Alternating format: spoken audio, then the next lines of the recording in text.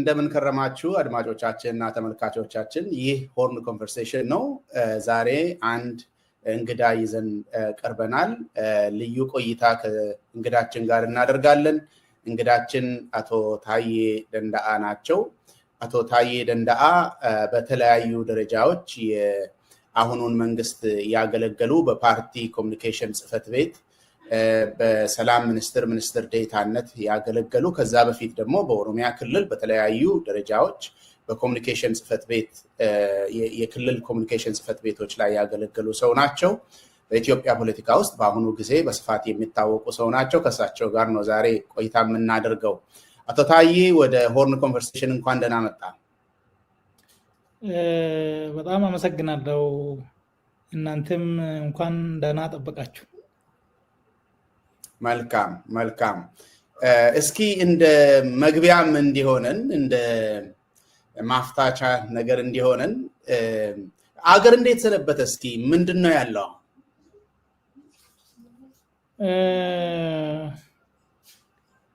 ያው በአጠቃላይ ሀገር በዙሪያ መለስ ቀውስ ውስጥ ነው ያለው ያው ያለፉት 6 አመታት ጦርነት ነው በተለያየ ደረጃ ኦሮሚያ ላይ 6 አመት አልፎታል ጦርነት አማራ ክልል 2 አመት ሊሞላው ነው የትግራይ ክልሉም ጦርነት አለ በአጠቃላይ ይሄ ማህበረሰቡን በሁሉም ጫፍ ያለውን ለጉዳት ያጋልጦታል ስርዓት አልበኝነቱ ያው ሰው ወጥቶ መግባት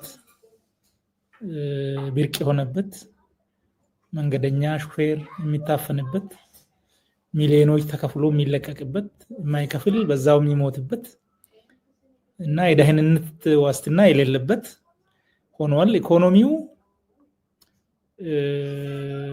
አንደኛ ከጦርነቱ ጋር ተያይዞ ጦርነቱ በፈጠረው ቀውስ ኢኮኖሚውንም ሲለበላው ኢንቨስትመንቱ ሲለሸሽ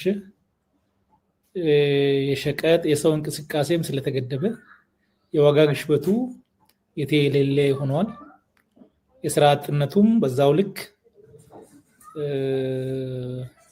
የተንሰራፋ ነው እንግዲህ አሁን ሐኪሞች መምህራን ሪቦናል ልጆቻችንን የምንመግብ አጥተናል ብለው በዚህ ደረጃ ጥያቄ አቅርበው ጥያቄውም ባለመመለሱ የሥራ ማቆም አድማ የጀመሩበት ሐኪሞች በተለይ ለምን አቆማችሁ ለምን ራበን አላችሁ ደግሞ ተብለው የሚታሰሩበት ሆኗል ኢኮኖሚው ሰው መኖር እስኪጠላ ድረስ አስቸጋሪ ደረጃ ላይ ደርሷል ማህበራዊ ቀውሱ ከትምህርት አኳያ ያው እንደሰማኸው ከ7 ሚሊዮን የመንግስታዊ ሪፖርት ነው ይሄ የመንግስት ሪፖርት ደግሞ ምን እንደሆነ ይታወቃልና 7 ሚሊዮን በላይ ተማሪዎች መማር የሚገባቸው ህፃናት ከትምህርት ገበታ ውጪ ናቸው በዚህ ጦርነት ምክንያት በጣም ብዙ ሚሊዮኖች ተፈናቅለዋል ከቤት ንብረታቸው ለድህነት የተጋለጡ በጣም ብዙዎች ናቸው በጣም ብዙ ማህበረሰብ በልመና የተሰማራበት ጊዜ ነው ያለው ማህበራዊ ቀውሱ ወንጀሉ በጣም አሳዛኝ አስደንጋጭ ደረጃ ላይ ነው የሚገኘው አስተዳደሩም ደግሞ ይሄንን ጉዳይ መፈተሽ ለማስተካከል መሞከር ሳይሆን የበለጠ ቀውሱን የሚያባብስ በሌብነት የተሰማራ ፍትህን የሚያዛባ ከላይ እስከ ታች ሌብነት ስርቆት ሙስና ህጋዊ የመሰለበት እና አገልግሎት ሙሉ በሙሉ በክፍያ ብቻ የሆነበት የህዝቡ ነፃነት የጠበበበት ሁኔታ ነው ያለው። እንግዲህ በሌላ መንገድ ኢትዮጵያ እየመከረች ነው የሚል ደግሞ አንድ ሀገራዊ ጨዋታም ተጀምሯል። ያው የሚተዋወቁ አብሮ የሚጠጡ አብሮ የሚውሉ ሰዎች ምንም አይነት ልዩነት ቅራኔ የሌላቸው አንድ ላይ ተሰብስበው ምክክር ሀገራዊ ምክክር እያደረግን ነው እያሉ ነው። በሀገር ሀብት ነው ይሄ የሚሆነው፣ በጊዜ ውስጥ ነው የሚሆነው ይሄ። እንደዚህ አይነት ቀልድም አለ። በአንድ በኩል ማህበረሰቡ ከመቼውም በላይ የከፋ የጸጥታ፣ የአስተዳደር፣ የኢኮኖሚና የማህበራዊ ቀውስ ውስጥ ይገኛል። የደሴቲቷ ነዋሪዎች ደግሞ በዚህ መልክ እየቀለዱ ናቸው ለማለት ነው። በጣም ጥሩ። እንደ መግቢያ ለማለት ያክል ነው ያነሳ ነው።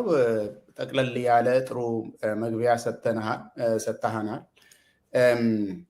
እስኪ ወደ አንተ የፓርቲ ተሳትፎ እንግባ። አቶ ታዬ ወደ ተደራጀ የፓርቲ ፖለቲካ የገባኸው መቼ ነው? በእንዴት ሁኔታ ነው ወደ ፓርቲ ፖለቲካ የተቀላቀልከው? እስኪ ወደ ፓርቲ ፖለቲካ የገባሁት ሃይስኩል እያለሁ ነው። ሃይስኩል 11ኛ ክፍል ይመስለኛል ያኔ 1992 አካባቢ በባሌ ደን ላይ እሳት ተለቆ አዲስ አበባ ዩኒቨርሲቲ የነበሩ የኛ ጓደኞችም ነበሩ። ያንን ለማጥፋት ይሄዱ አሉ እና ከዛ ጋር ተያይዞ የምንሰማቸው ነበሩ። ከዛ በፊትም የአርቲስቶችን የነ ኡመር፣ የነ ኤቢሳን፣ የነ ኤልፍነሽን የተለያዩ ሙዚቃዎችን እንሰማ ነበረ። በወቅቱ ስለነበረው ጭቆና ልጅ ሆነን ከኛ በላይ ደግሞ ግንዛቤ ያላቸው ከኛ ቀድሞ ዩኒቨርሲቲ የገቡ ተጨማሪ መረጃ ያመጡልናል። እዛም ደግሞ ያለው የሚታዩ ችግሮች አሉ፣ የመብት ረገጣዎች ነበሩና እነዚህ መስተካከል አለባቸው የሚል በራሳችን ያው የኦሮሞ ነፃነት ድምጽም እየሰማን ነበረ በወቅቱ። ኦነግን ሳናገኝ ግን በራሳችን ተደራጅተን መንቀሳቀስ ጀምረን ነበረ። በዛው እንቅስቃሴ በ1993 ያኔ ማትሪክ የወሰድኩበት አመት ነው። የአዲስ አበባ ዩኒቨርሲቲ ተማሪዎች አመጽ አድርገው ነበረ። እነዛ ተማሪዎች ተባረው እኛ ጋር ሲመጡ ከኛ ጋር ኮሙኒኬት እናደርግ ነበረ። ከዛም ተነስቶ ያው የፖለቲካ ንቃታችን በግል የምናደርገው እዛው የመደራጀት የመንቀሳቀስ የተማሪ ውስጥ አደረጃጀቶችን ጀመርን። 1994 ወደ ዩኒቨርሲቲ ገባው። ዩኒቨርሲቲ እንደገባው በዩኒቨርሲቲ ውስጥ ቀደም ብሎ የነበረ የተማሪ መዋቅር ነበረ።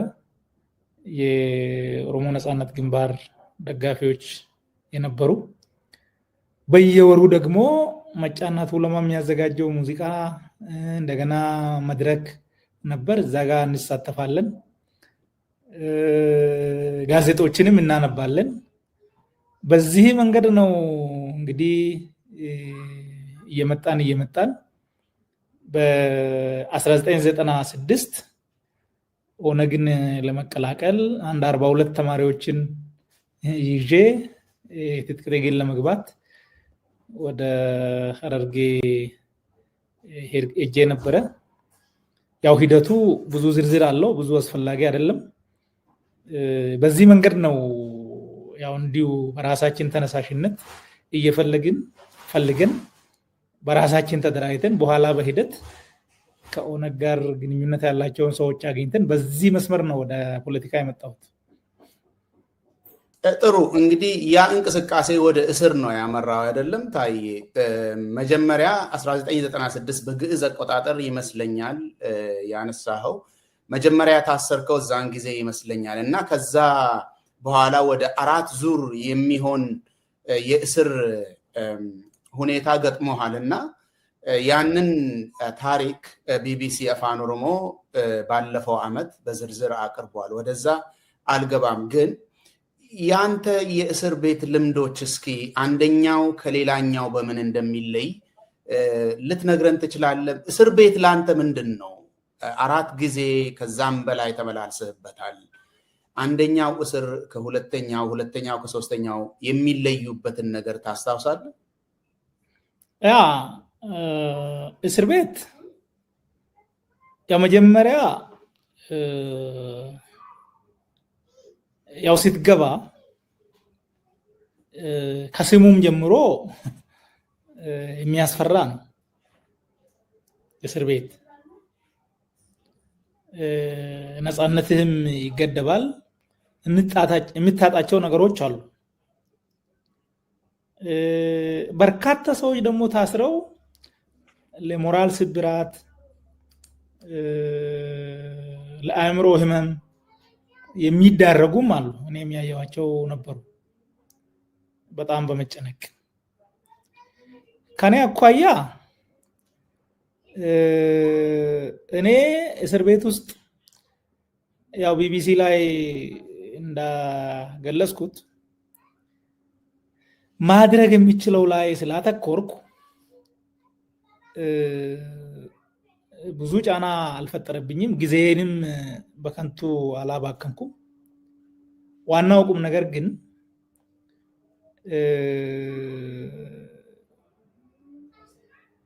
ለትግሉ ቀደም ብሎ ከነበረኝ ቁርጠኝነት የበለጠ ተጨማሪ ስንቅ ሰጥቶኛል። ዲሲፕሊን ሰጥቶኛል። እዛ ውስጥ ያየዋቸው ግፎች መታገሌ ትክክል እንደሆነና ያው ስርዓቱ መቀየር እንዳለበት፣ ነፃነት መምጣት እንዳለበት፣ ፍትህ፣ እኩልነት መስፈን እንዳለበት፣ ለዛ ደግሞ ዋጋ መክፈል ትክክል እንደሆነ በዛ ደረጃ ያስረዳኝ ነው። ቆይታዬ 4ቱ ኦፍ ኮርስ መሃል ላይም ሌሎች ትንንሾች አሉ፣ ብዙ አስፈላጊ አይደሉም። መጀመሪያ እስር ቤት ሲገባ ፍርድ ቤቶች ነፃ ነበሩ። ያለ ማስረጃ አይፈርዱም። ግን የኦነግን ኬዝ የሚከታተል 5ኛ ችሎት የሚባል ልዑል ገብረ ማርያም በሚባል ዳኛ የሚመራ ችሎት አለ። ያ ችሎት ምን ያደርጋል?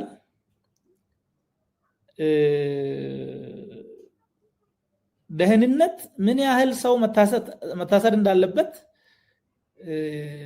ይታወቃል። የሚለቅህ ደህንነት ነው። ያ ዳኛ ቀጠሮ እየሰጠ ያቆይሃል። እስር ቤት ገብተህ ማለት ክስ ይመሰረትብሃል። ምንም ትርጉም የሌለው ክስ ይመሰረትብሃል። ቀጠሮ 2 ዓመት ቀጠሮ ይሰጣል። ባይዘው አንድ ጊዜ የዛሬ 2 ዓመት ቀጠሮ ናት ይባላል። ሚኒመም 6 ወር ነው ቀጠሮ የነበረው በወቅቱ። እንግዲህ 6 ወር ውሳኔም ነው። 1 ወርም ውሳኔ አለ ሰው እንደ ጥፋቱ። ግን 2 ዓመት፣ 1 ዓመት ከ5 ወር፣ ከ6 ወር፣ 8 ወር እንደዚህ አይነት ኮመን ነው እና ሰው 10 ዓመት ይታሰርና የ15 ዓመት እስር ከጨረሰ በኋላ ነፃ ነህ ግባ ይባላል። ይሄ የመጀመሪያው ዙር ከ1996 እስከ 1999 የታሰርኩበት እስር የታዘብኩት ነው። በእርግጥ ሰው እንደ መዳበሪያም የሚደረደርበት ነበር። ዶቦቃ የሚባል እንትን አለ እስር ቤቱ፣ ከርቸሌ የሚባል በተለይ እዚህ ሜክሲኮ በታች የነበረው አሁን አፍሪካ ህብረት ያለበት፣ ከዛ ወደ ቃሊቲ ከመቀየሩ በፊት ዶቦቃ የሚባል አንድ ክፍል አለ። መጀመሪያ ስትገባ ለአንድ 5 ቀን እዛ ዶቦቃ ውስጥ እንደ መዳበሪያ አንድ ጭንቅላት ወደዛ ሌላ ጭንቅላት ወደዚህ ተብሎ እንደዚህ እንደ መዳበሪያ ይረበረብና ዶቦቃ የእስር ቤት ነው? ይቅርታ ታዬ፣ ዶቦቃ የእስር ቤት ስም ነው ወይስ የሴሉ ስም? የዛ ክፍል የልዩ ክፍል ምን እስር ቤት ውስጥ አንድ ልዩ ክፍል ማለት ነው። ሰው እንደ ማዳበሪያ ተደርድሮ የሚያድርበት እስር ቤቱ አንዱ ሌላው ላይ ተደርቦ የሚተኛበት ማለት ነው። ዶቦቃ ነው ይባላል። እስር ቤቱ ከርቸሌ ነው። እስር ቤቱ ከርቸሌ ነው። እዚህ አዲስ አበባ ማረሚያ ቤት ነው። እንትኑ ስሙ ፎርማል ስሙ አዲስ አበባ ማረሚያ ቤት ነው። የእስረኛ ስሙ ከርቸሌ ነው። ኦፍ ኮርስ የመጀመሪያ ስሙ ከርቸሌ ነው። ተሻሽሎለት ነው ማረሚያ ቤት የተባለው። እዛ እስር ቤት ውስጥ ግን አዲስ ገቢ የሚገባበት ለአንድ ሳምንት ሚኒመም የሚቆዩበት ዶቦቃ ይባላል። እሱ ሰው እዛ ራሱን የሚስትበት አንድ ጓደኛችን ቶማስ ብርሃኑ የሚባል ታፍኖ ሌሊት ከዛ ውስጥ ሊሞት ትንሽ ሲቀረው ወጥቷል። አብረን የገባን ማለት ነው። የመጀመሪያው ዙር 10 ዓመትም 6 ዓመትም 8 ዓመትም እየተመላለስክ ትቆይና ነፃ ነህ እና ግባ ትባላለህ ማለት ነው። ያንን የሚያደርገው ልዑል ገብረ ማርያም የሚመራው 5ኛ ችሎት ነው። ሁለተኛው ዙር ላይ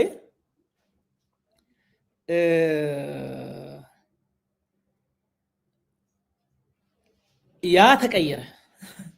የኔም ፔፐር በዛ የእስር ቤት ስቃይ ላይ ስለነበረ ሰው 10 ዓመት ታስሮ 9 ዓመት ታስሮ 8 ዓመት ታስሮ ያለ ካሳ ምንም ትራንስፖርት እንኳን ሳይከፈለው ግባ ሲባል ቤተሰቡ ሲበተን ራሱ ሞራሊ ተሰብሮ ህይወቱ ጠፍቶ ግን ነፃ ነህ ግባ ማለት ትርጉሙ ምንድነው? መንግስት ለምን አይክስም የሚል ፔፐር ነው የጻፍኩት። ያው ሊመረቅ 4 ቀን ሲቀረኝ ደግሞ እንደገና ያዙኝ። ሶስተኛ መሆኑ ነው። ሁለተኛው ዙር ማለት ነው። መቼ ነው? ሁለተኛው ዙር ያንን ቀየሩና ምን አደረጉ? ፍርድ ቤት አፋጣኝ ፍትህ ይሰጣል፣ ደህንነት ደግሞ የውሸት ማስረጃ አዘጋጅቶ ያቀርባል። አንተን አይቶ ሰምቶ የማያውቅ ሰው መጥቶ የሆነ ጊዜ ታክሲ ላይ ተገናኝተን እንደዚህ ኡነግ ሁን ብሎ መልምሎኛል ይላል ሰው ማለት ኦፕንሊ ውሸት ማታውቀው ማያውቅ ሰው በዚህ ደረጃ ይደራጅና መጥቶ ይመሰክርባል። በመስቀለኛ ጥያቄ በምናምን እንትን ልትል ትችላለህ። ዳኛው ግን ያንን የሚሰራው ችሎት ያንተን ማስተባበያ ፈጽሞ አይቀበልም። ምክንያቱም ሊንኩ ከደህንነቱ ጋር ነው። እኔ 10 ዓመት እንደሚፈረድብኝ ሞገስ ግርማ የሚባል ሰው ነው የነገረኝ። ይሄን በእርግጥ ለቢቢሲ ነግሬያለሁ። ማን ነው ሞገስ ግርማ? ሞገስ ግርማ መርማሪ ነው ፌደራል ፖሊስ እና ፖሊስ ነው የፈረደው። ደህንነት ነው የፈረደው። እሱ ነገረኝ እንጂ ምን ደህንነት ነው የፈረደው እና ነገረኝ። እሱ ደግሞ ያው በአጋጣሚ ከአፉ አምልጦ ብታምንም ባታምንም ብትወድም ባትወድም 10 ዓመት ይፈረድብሃል አለኝ። ከዚያ ፍርድ ቤት ሲሄድ ብዙ ማስተባበያ አቅርቤያለሁ። የቀረበ ማስረጃ የለም። አንዴ ውሸት ማስረጃ ነው የቀረበው። እሱም ራሱ ከክሱ አንጻር አላስረዳም። ግን 10 ዓመት አለኝ ዳኛው። እስከ ሰበር ሄጄ በዛው ጸና። የፍትህ ሂደቱ ያ ነበር። ዋናው ጉዳይ ግን ከፍርድ ቤት ውሳኔ ውጭ አያስሩህም። ያኔ ከፍርድ ቤት ውሳኔ ውጭ አያስሩህም። ከዚያ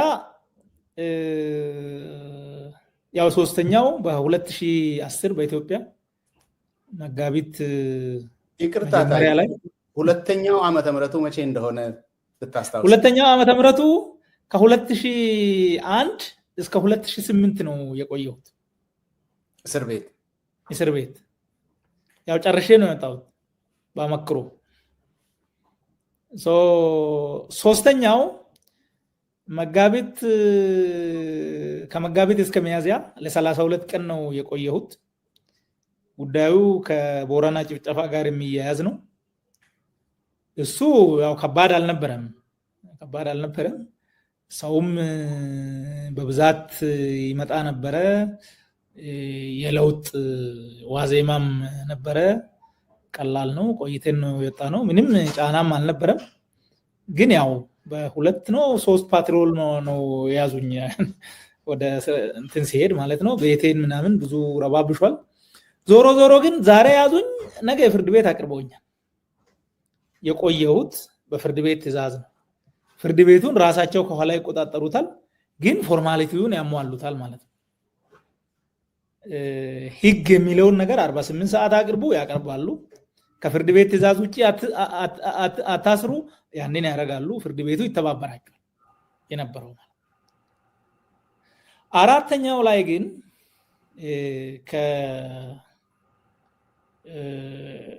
ታህሳስ 1 2016 እስከ ህዳር 26 የታሰርኩት ልዩ የሚያደርገው ነገር አለው ማለት ነው ልዩነቱ ምንድነው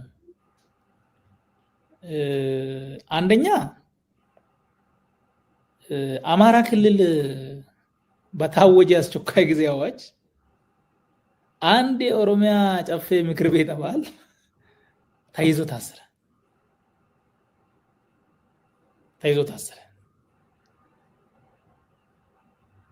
የ50 ሚሊዮን ህዝብ ተወካይ በሌላ ክልል የታወጀ አስቸኳይ አዋጅ ታሰረ ያለ መከሰስ መብት ሳይነሳ ደግሞ ምን ተደርጓል ያኔ በምትጠረጠርበት ነው የሚከታተሉም የሚመረምሩ አሁን ሰው ያሳግታል አሉ ያቃሉ እንዳልሆነ ስም ማጥፋት ዘመቻ በደንብ አደረጉ የኦነግ ሸኔ አባል በቤቱ ሸሽጓል አሉ ያቃሉ ኢንቴንሽናል ክሪሚናላይዜሽን ነው ራሳቸው አውቀው የሚያደርጉት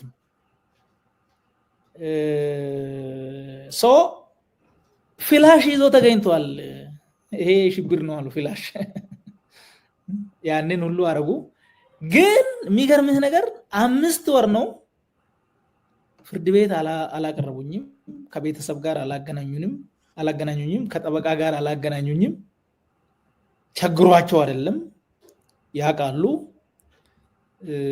ሶ የተለየ ያደርጓል ማለት ነው ህወሓት ኢህአዴግ ፎርማሊቲውን ያከብራል እነዚህ ፎርማሊቲውንም አያከብሩ ያ ብቻ አይደለም ያው በተፈጥሮ ወንጀል ግለሰባዊ ነው ግላዊ ነው ወንጀል ፈጽማል አልፈጸምክም ያ በምርመራ የሚረጋገጠው ነው ግን በአንተ ወንጀል አንተ በተጠረጠርክበት ወንጀል ያንተ አባት ያንተ ወንድም ያንተ ልጅ አይጠየቅም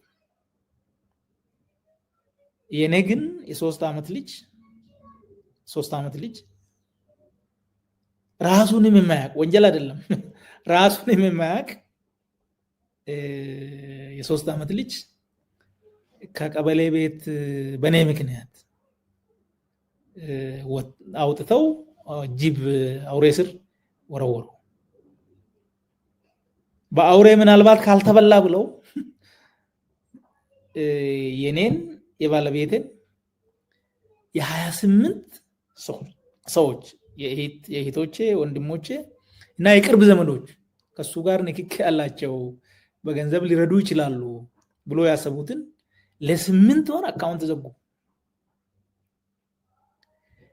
ሌላ ሰው ደግሞ ታየን ቤተሰብ ራድታችሁ ደግፋችሁ ወዮላችሁ የሚል ደግሞ ከውስጥ ፕሮፓጋንዳ አደረጉ ማለት በኢህአዴግ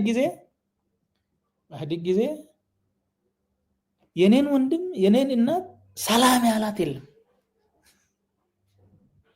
ሰላም ያላቸው የለም እናቴን ሰላም ያላት የለም ወንድሜም ሰላም ያለው የለም ታየ የት ነው ብሎ የጠየቀም የለም እኔን ነው የሚፈልጉት እኔን ነው የሚከታተሉት ከያዙኝ እኔን ነው ያሰሩት ከዛ በኋላ ለምን አበላችሁ ለምን ወለዳችሁ ለምን ያለ የለም ማለት ልዩነቱ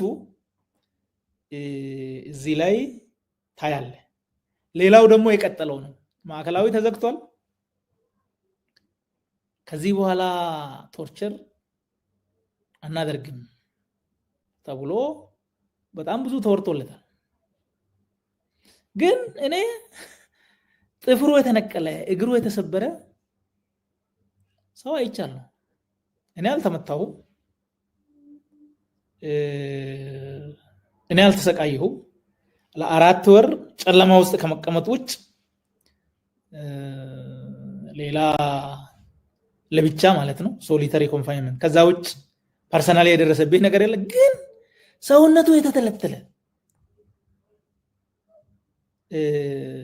እና ስንት ስቃይ የተፈጸመበት ሰው ግን አይቻልም። ሰው አልቆምም ማለት ነው፣ ቀጥሏል ትረንዱ።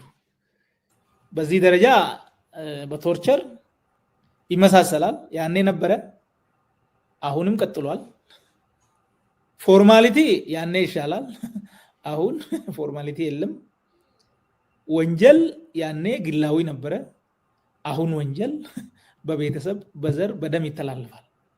ይሄ ከስንት ዘመን በፊት የቀረ በኃይለ ሥላሴም ያልነበረ ማለት ነው። ይሄ ነው ያለው። ጥሩ። እስኪ የአራተኛው እስር ላይ አንድ ጥያቄ ልጠይቅ። አሁን ይሄ አገዛዝ በአንድ ሰው ምክንያት ቤተሰብን እንደሚያሰቃይ አሁን የአደባባይ ምስጢር ነው። ልጃችሁ ለአመፅ ጠመንጃ ይዞ ወጥቷል፣ የወራነ ብልሱማ ኦሮሞ ወይ ደግሞ ኦኤልኤን ተቀላቅሏል በሚል በተለይ ኦሮሚያ ላይ ቤተሰቦች ተገለዋል፣ ተሰቃይተዋል። ይሄ ነገር በጣም በስፋት ነው የሚካሄደው። እስኪ ያንተን ጉዳይ ትንሽ የሚለይ ነገር ሊኖር ስለምችል እስኪ እሱ ልጠይቅ። አንተ እዛን ጊዜ ሚኒስትር ዴታ ነበር፣ ከሚኒስትር ዴታነት ነው የታሰርከው እና 28 የቤተሰብ አባላትን ዘመድ አዝማድን ዙሪያ መለስ ባንክ ሲዘጉ እሳቤው ምን ይመስላል? አንተ ስልጣን ላይ የነበርክ ጊዜ እነኚህ ቤተ ዘመድ ለአንተ የሚቀርቡ የስጋ ዘመዶች የተጠቀሙት ነገር አለ በሚል እሳቤ ነው ወይስ ሌላ ነገር ነው? ያንተ ማለት ባለስልጣን ስለነበርክ ማለት ነው። ምንድን ነው እሳቤው? እስኪ እሳቤው ሙስና እንመረምራለን የሚል ነበር።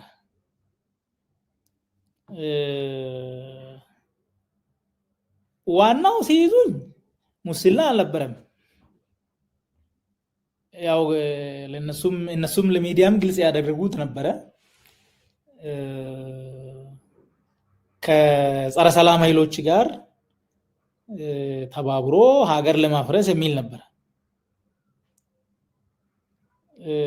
ግን ዞር ሲሉ ሙስና መርምሩ ተባሉ። ሰው ሙስና ሲመረመር እንግዲህ የሆነች መጽሐፍ ሽጬ ነበር እኔ የሆነች 2014 እና በዛ ምክንያት መጽሐፏን የገዙ ሰዎች ነበሩ እና በዛ መጽሐፍ ክፍያ የፈጸሙ በሙሉ ተጠርቶ ተመርምሯል። ያ መጽሐፍ የተሸጠው የመንግስት ባለስልጣናት ትላልቅ ሰዎች የተገኙበት መድረክ ላይ ነው። ግን እየታወቀ ያው ለማንገላታት ለማሰቃየት ሞራል ለመስበር ተብሎ ያንን ሲያረጉ ነበረ።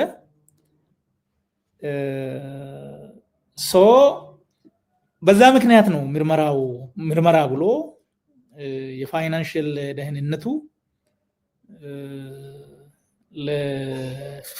ለአቃቤ ሕግ ጽፎ አቃቤ ሕግ ደግሞ በዛ ደረጃ ጠይቆ አካውንት በፍርድ ቤት የተዘጋ አለ። በፍርድ ቤት የተዘጋ የኔ ብቻ ነው ባይዘው የኔ አካውንት በፍርድ ቤት ተዘግቷል። ሌሎቹን ግን ከህግ ውጭ ከ3 ቀን በላይ መዝጋት የማይችል ፋይናንሻል ደህንነት ለ8 ወር ፍርድ ቤት ነው ባንኮቹን አዞ በትዕዛዝ አዘግቷል።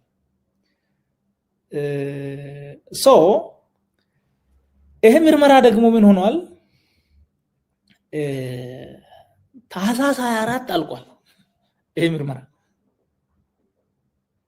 ታህሳስ 1 ነው እኔ የተያዝኩት።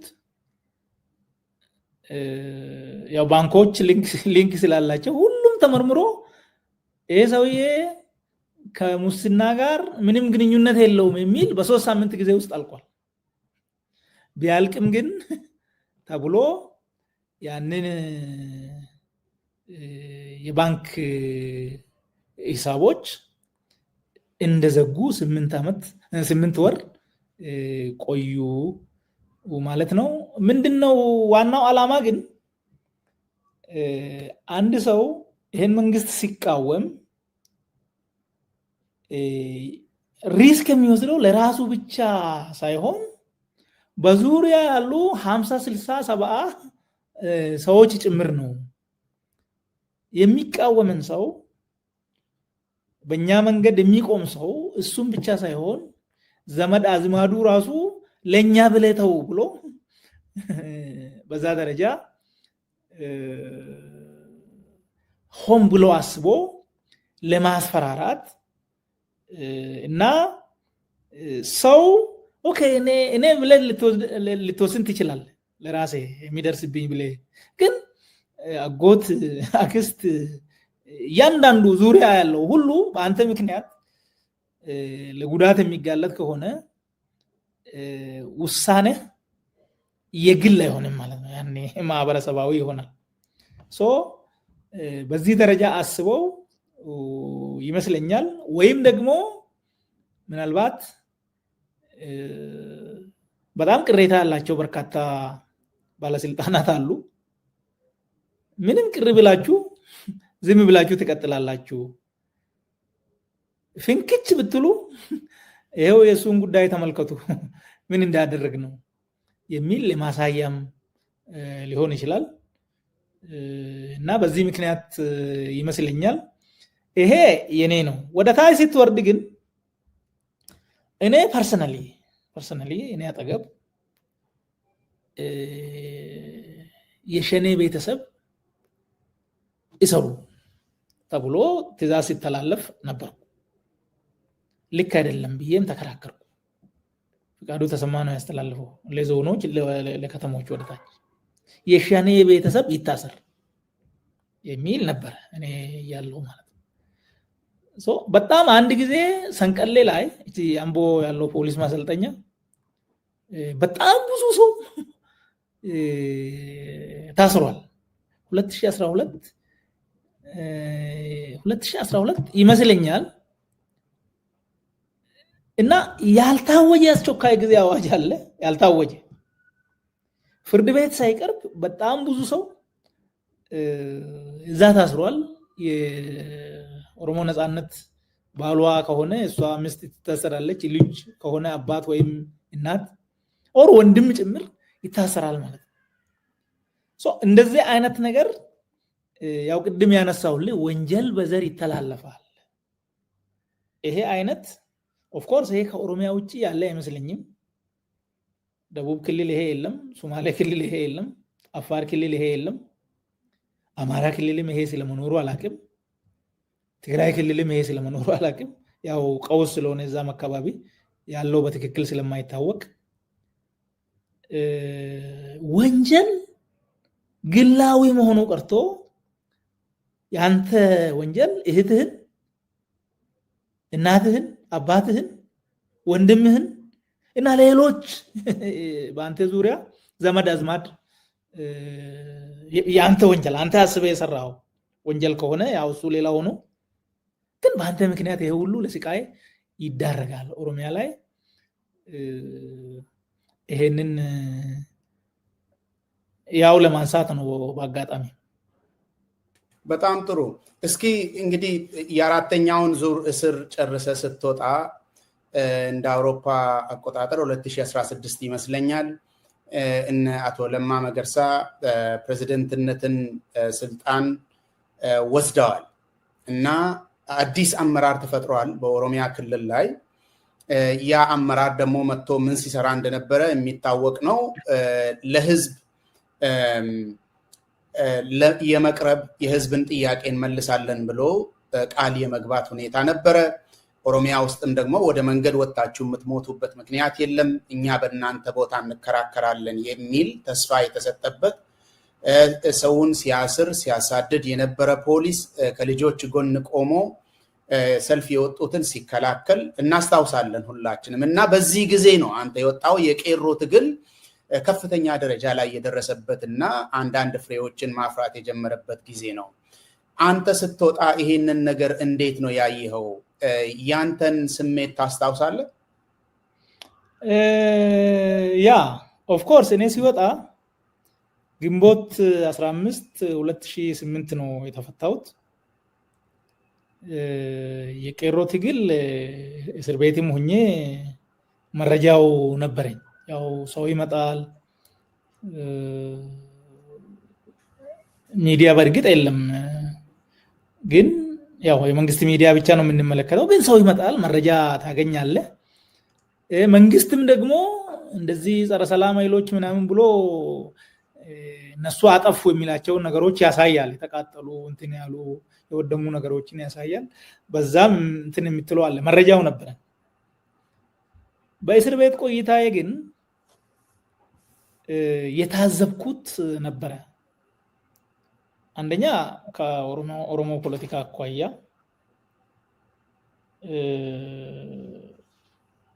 ክላሪቲ የሚጎላቸው አመራሮች ነበሩ። ያው ብዙ ዝርዝር አያስፈልግም።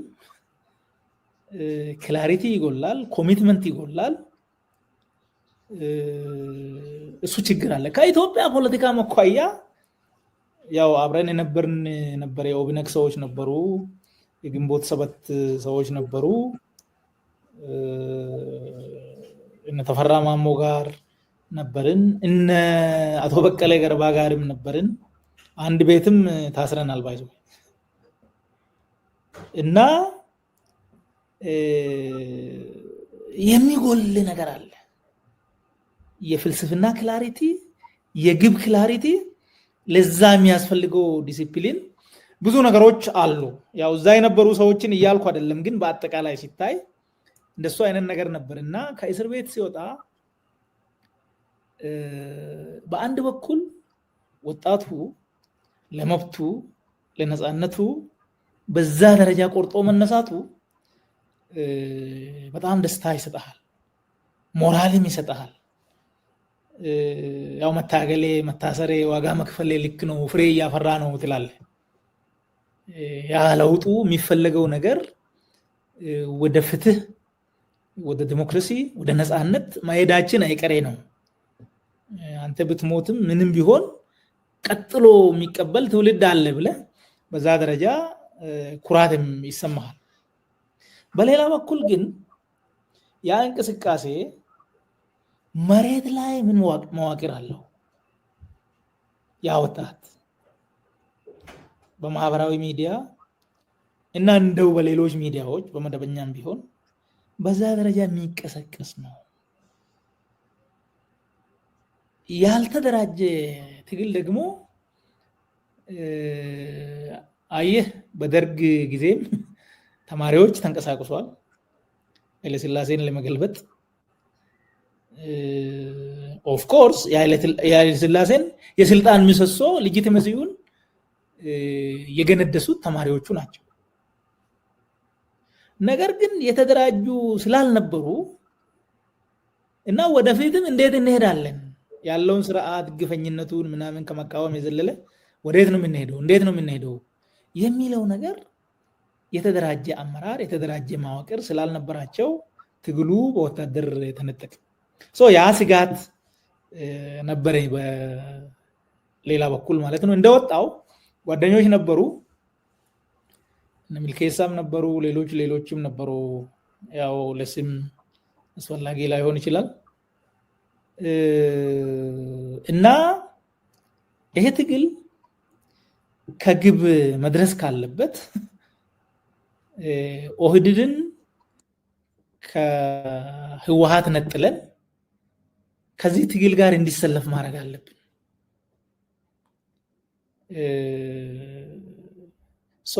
ኦህዴድ ከወያኔ ተላላኪነት መነጠል አለበት። ያ ካልሆነ ወይ ሌላ ኃይል መጥቶ ይወስዳል ወይ ይሄ ትግል ሄዶ በጊዜ ሂደት ተዳክሞ እዛው ሊቀር ይችላል መዋቅር ካለው ኃይል ጋር ካልተቀናጀ የሚል ሐሳብ አነሳው ለብዙዎች ኦድ ሆኖ ነበር ያ ጉዳይ ግን ዞሮ ዞሮ የነበረው ስሜት በወቅቱ አሁን ያልኩ ነበር ማለት ነው በጣም ጥሩ እስኪ ትንሽ ገፋ እናርገው ከወጣህስ በኋላ አንተ ተሳተፍክ በትግሉ ውስጥ በትክክል ተሳትፌያለሁ እኔ አቋሜን ያው መጀመሪያ ወደ ትግል ሲወጣ ለትጥቅ ትግል ነው የወጣሁት እስር ቤት ላይ ሆኜ ብዙ መጽሐፍቶችን አንብቤ ስለ ጋንዲ ስለ ማንዴላ ስለ ሌሎች ስለ ማርቲን ሉተር ብዙ አንብቤ አቋሜን በሰላማዊ ትግል ላይ አረኩ ከኮስት አኳያም ከሞራል አኳያም አዋጭ ነው ብዬ ያመንኩት እሱን ነበር ይሄንን የወጣቶች ትግል ተቀላቀሉ የተቀላቀልኩት ያው እኔ ሐሳብ በመስጠት ነው ፌስቡክ ከፈትኩ በዛ ፌስቡክ የማቀውን እውነት እየገለጽኩ በጣም ብዙ አስተያየቶችን ሰጥቻለሁ ትግሉ መሄድ ያለበት በዚህ አይደለም በዚህ ነው በሚል አንዳንድ ጉዳዮችንም አንዳንድ አካሄዶችንም የተቃወምንበት ጊዜ ነበር በተለይ የኛ ትኩረት የነበረው የኛ ቲም ወጣቱ በሰላም መታገሉን አቅሙን ማደራጀት እንዳለበት የበለጠ ፍጹም ሰላማዊ እንዲሆን ያ ሁላችሁም እናንተም ውጪም የነበራችሁ ያንን ነው ስትሉ የነበረው እኛም ያንን ስንል ነበር እኛ በተጨማሪ ምን አድርገናል በኋላ እናንተም ወደዛ መጣችኋል ኦሂድድ ሆይ ተነስ የሚል ነበር አንተ 4 ሚሊዮን አባል ይዘህ 40 ሚሊዮን ህዝብ ወክለህ በሴንተር መሃል ሀገር ላይ ሆነ ይሄ ሁሉ ህዝብ ካንተ ጋር ሆኖ በዚህ ደረጃ እንግዲህ ይሄ አብዮታዊ ዲሞክራሲያዊ ማዕከላዊነቱን ይሄንን እንቢበሉ ይሄ ጥርነፋ ነው የሚል በዚህ ደረጃ ብዙ ቅስቀሳ አድርገናል ያው በኋላ እነ ለማም ነሐሴ ወደ መጨረሻ አካባቢ እነ ሙክታርን አሸንፈው ወደ ፊት ለፊት መተው ያንን ቅድም አንተ ስታነሳ የነበረውን ጌታችን ህዝባችን ነው ሌላ ጌታ የለንም የሚል ቁርጥ ያለ አቋም ያዘ ለማ ያው እሱ ያንን አቋም ሲይዝ ከታች ያለውም ኦፍ ኮርስ አንዳንድ ችግሮች ነበሩ ግን በአጠቃላይ ሁሉም ብሶት ስለነበረበት ያንን አቋም ይዞ ወደታች ወረደ በተለይ ለፖሊስ በተለይ ለሚሊሻ እናንተ የህዝብ ስጋቶች ሳትሆኑ የህዝብ የደህንነት የሰላም ዋስትናዎች ናቸው ስለዚህ ከህዝብ ጋር ቁሙ ወንጀልን ተከላከሉ ከዛ ባሻገር ግን ህዝብ ላይ የሚደርሰው በደል ካለ ከህዝብ ጋር ሆናችሁ መከላከል አለባችሁ እንጂ በደል ከሚፈጽሙ አካል ጋር መወገን የለባቸውም የሚል ግልጽ መመሪያ ሰጠ ያ መመሪያ እንዳለ ወርዶ ቀበሌ ድረስ ነው የተተገበረው ነው ከዛ በኋላ እኛ እንዳልነው የቄሮ ትግል ከኦህድድ መዋቅር ጋር ከፖሊስ ከኦሮሚያ ፖሊስ ጋር ያ ሁላችሁም የህዝብ ጋሻና መከታ ተብሎ በዛ ደረጃ ስም ይወጣለት ነበር ከዛ በኋላ ነው እንግዲህ ሁሉም ካድሬውም ህዝቡም ወጣቱም የጸጥታ ኃይሉም ሁሉም አንድ ሆኖ ሲቆም ትግሉ ወደ ኋላ የማይቀለበስ መሆኑ እየታወቀ መጣ ማለት ነው ያ ነው በዛ ደረጃ ያ እንዲፈጠር ከአመራሮች ጋርም ግንኙነት አድርገናል በውስጥ መስመር ከለማ ጋር ለምሳሌ ያው ከብዙ ትግል በኋላ ሐሳቦ ይሰጠናል። በየሁለት ሳምንቱ ሚኒመም በየሁለት ሳምንቱ እንገናኛለን፣ እናገኘዋለን። የኛን ግምገማ እንነግረዋለን፣ የሱን ግምገማ እንሰማለን። በዛ ደረጃ ብዙ አብረን ሰርተናል ማለት ነው በውስጥ ደረጃ። ውጪ ላይ ደግሞ ይሄ የህወሓት የበላይነቱን ያለ ፍርሃት ከኢኮኖሚው አንፃር ከሚደረገው የመብት ጥሰት አኳያ ከሚገባው የወሰደው የመዋቅር ድርሻ አኳያ ይሄ ልክ አይደለም በሚል በግልጽ በኦቢኤንንም የቀየርነው እኛ ነን። ባይዞ ኦቢኤን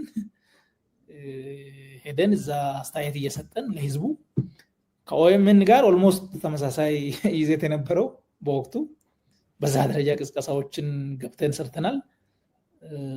እንግዲህ በዚህ ልክ ተሳትፎ ነበረኝ ለማለት ነው። ለማን ለማግኘት ትግል ስትል ምንድነው? ምን አይነት ትግል ነው ለማን ለማግኘት ተገጠማችሁ? እኛ መጀመሪያ 10 ሰው ሆነን መስከረም 2009 ቀኑን አላስታውስም በኦሮሞ ባህል ማዕከል አዲስ አበባ ላይ ተወያየ ነው። ኦህዴድን እንቀላቀል አንቀላቀል የሚል እንደግፍ አንደግፍ የሚል ያው ውይይቶች ነበሩ። ዝርዝሩ ብዙ አስፈላጊ አይደለም። ምክንያቶችን ዘርዝረን መደገፍ አለብን የሚል አቋም ያስኩት እኔ ነበርኩ እና ምክንያቱ ስላሳመናቸው ሁሉም እሺ ያሉ። ከዛ በኋላ ለማን ማግኘት አለብን ብለን ወሰንን። ከዛ አዲሱና ሽመልስን አገኘን። አዲሱና ሽመልስ ለማ ማግኘት እንደምንፈልግ እና ኦህዴድን መደገፍ እንደምንፈልግ ነገርናቸው።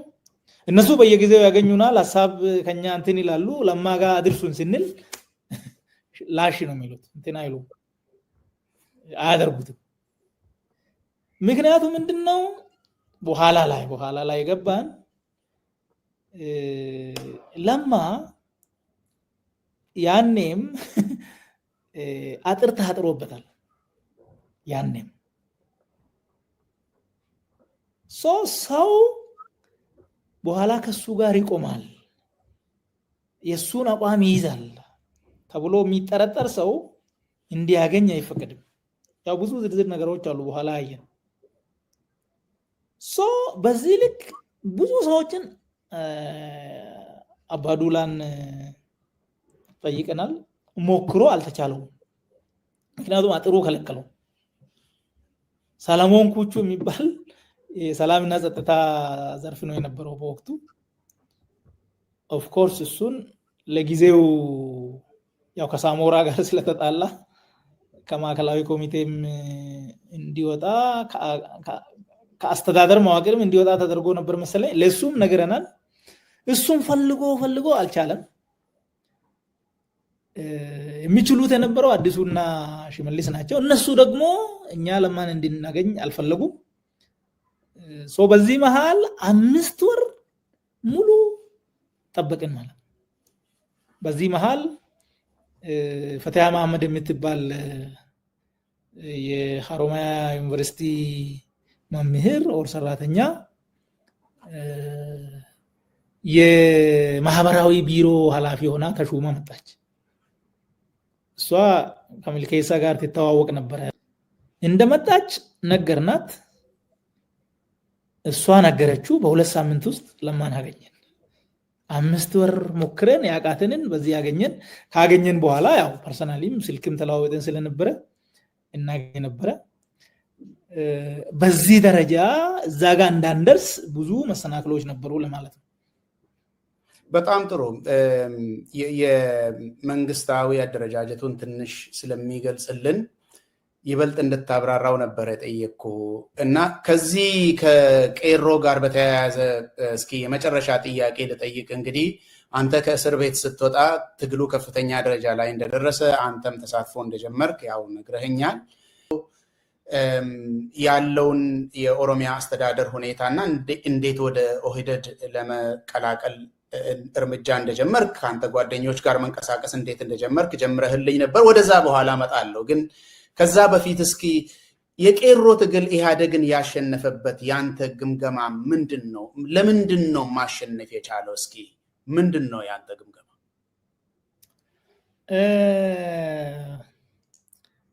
ይሄ ወሳኝ ነገር ነው። ይሄ በጣም ወሳኝ ነገር ነው። ለወደፊትም የሚጠቅም ነው። አሁንም ተመሳሳይ ችግር ስላለ ማለት ነው። አንደኛው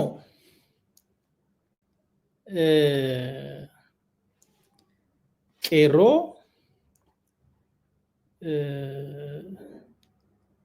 የሚያስተባብር ኃይል ነበር፣ አንድነት የነበረው። ያው ሚዲያ ነበረ፣ ኦኤምን ሌሎች ሚዲያዎችም ነበሩ፣ ማህበራዊ ሚዲያውም ነበረ። ነገር ግን ከጫፍ እስከ ጫፍ ሁሉም ጫፍ ላይ ሆኖ ወጣቱ በአንድ ጊዜ የሚደርሰው መረጃ ነበረው። ያ መረጃ ደግሞ ከተደራጀ ከተስማማ አንድ ላይ ከሆነ አመራር የሚመስል ኦፍ ኮርስ አክቲቪስቶች ጋር ይደርሰዋል።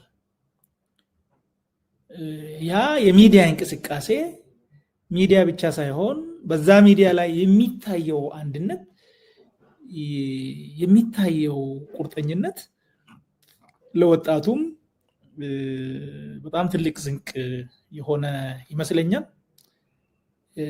ያ ወጣት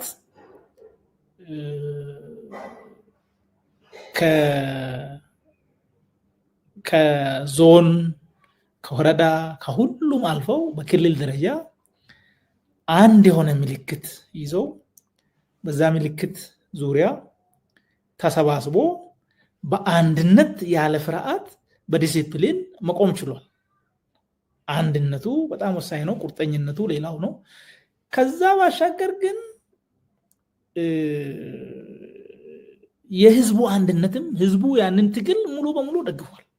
ከወጣቱ ከልጆቹ ጋር ቆሟል። ከህዝቡ ባሻገር በኋላ ደግሞ የነበረው መዋቅርም ከላይ ከፕሬዝዳንቱ ጀምሮ እስከ ቀበሌ ሚሊሻ ድረስ ያ ስርዓት ትክክል አይደለም መቀየር አለበት የሚል አቋም ይዞ ከሚታገሉት ወጣቶች ጋር ሆኗል። ይሄ አንደኛው ጎኑ ነው፣ የውስጥ አንድነቱ እና አጠቃላይ እንደ ማህበረሰብ ደግሞ ወጣቱ ለሚያደርገው ለቄሮ ለሚያደርገው ትግል ከውስጥም ከውጭም የተሟላ ድጋፍ መደረጉ አንድ ነገር ሆኖ፣ በሌላ በኩል ግን በተናጥል መደረጉ ቀርተው ድንበር ዘለል ደግሞ ትብብር ተፈጠረ ማለት ነው። እሱ መዘንጋት ያለበት አይመስለኝም። የቄሮ ትግል ሂዳር 2008 ነው የጀመረው። ለብቻው መጥቶ ሐምሌ 2008 ደግሞ አማራ ክልልም ተመሳሳይ እንቅስቃሴ ተጀመረ በፋኖ። አይ ቲንክ ሁሉም ሰው መርሳት የሌለበት ታሪካዊ ሰልፍ ጎንደር ላይ የኦሮሞ ደም የኔ ደም ነው፣ ሁሉም የፖለቲካ እስረኛ ይፈታ፣ እነ በቀለ ገርባ ይፈቱ የተባለው ነገር ለብዙዎች አባባል ነው፣ ግን በጣም ትልቅ የፖለቲካ መልእክት ነበር። በወቅቱ የነበረው አገዛዝ የኖረው ትልቁ አቅሙ አንዱ እና ሌላው እሳትና ጭድ የሚል ነገር ነበር፣ which was wrong። አሁን ህዝብ እንደ ህዝብ ከማንም ጋር ጥላቻ የለም፣ ሊኖርም አይችልም፣ ኖሮም አያውቅም። ግን ይሄ ህዝብና ይሄ ህዝብ እሳትና ጭድ ነው፣ አህያና ጅብ ነው የሚል ትርክት ነበረ። አንዱ ጠባብ ተብሎ ተሰይሟል፣ ሌላው ደግሞ ትምክተኛ ተብሎ ተሰይሟል። ይሄ በፍጹም ሊጣጣም የሚችል ፍላጎት ነው ያላቸው፣ ስለዚህ አይተባበሩም የሚል ነበር። ያ ግንብ ፈርሶ ይሄ ህብረተሰብ አንዱ የሌላውን ችግር መረዳትና በወቅቱ ሲቀነቀን የነበረው በፍትህ ላይ በነፃነት ላይ ይሄ ጥያቄ የኔም ነው፣ በእኩልነት ላይ በወንድማማችነት ላይ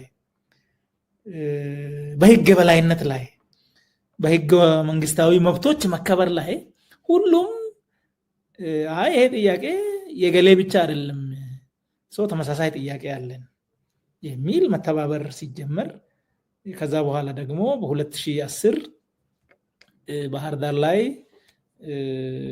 በና ለማና በና ገዱ ኦሮማራ መድረክ ሲደረግ ይሄ ማህበረሰብ ያው ናቹራሊ ፖለቲካ ነው ከ65 በመቶ በላይ የኢትዮጵያ ህዝብ የሚሸፍን ነው። ቆዳውም ስፋት አለው። በመንግስት መዋቅር ውስጥም ትልቅ ነው።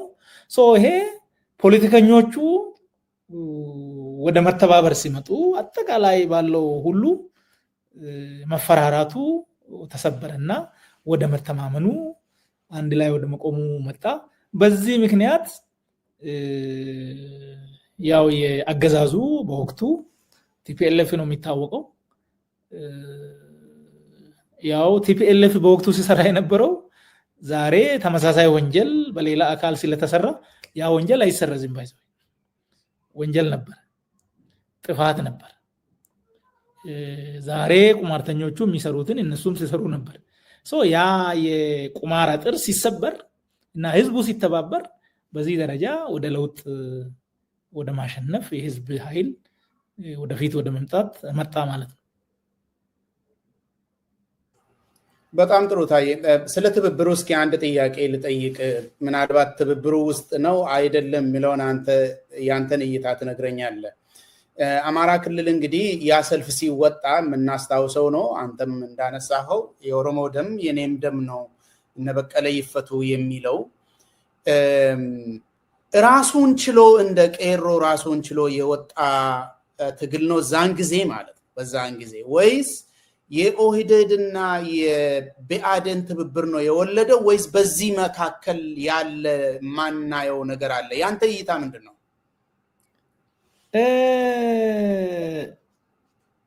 መጀመሪያ ያው እስር ቤት ነበሩ፣ የአማራ ታጋዮችም ነበሩ። እነ ጀነራል ተፈራም ሌሎች ኮሎኔሎች ሲቪል ሰዎችም ነበሩ ከኛ ጋርም የታሰሩ። ምንድነው ሲነገረን የነበረው? ፐርሰናሊ ለኔ የተነገረኝ እኛ ባንኖር እኮ ገሌ የሚባል ብሔር ሊያጠፋችሁ ይችል ነበረ የሚል የደህንነት ሰው ለኔ ገጥሞኛል።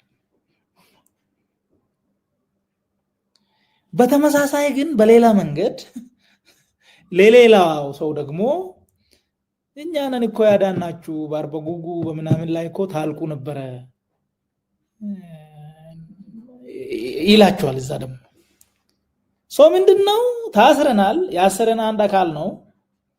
እዛም ደግሞ እኔ ለአንድ ኩራባቸው የሚባል ሰው ስጋት ነኝ፣ እሱ ለኔ ስጋት ነው የሚሆነው ማለት። ያሰረን ግን አንድ አካል ነው። እንደዚህ ነው የነበረው።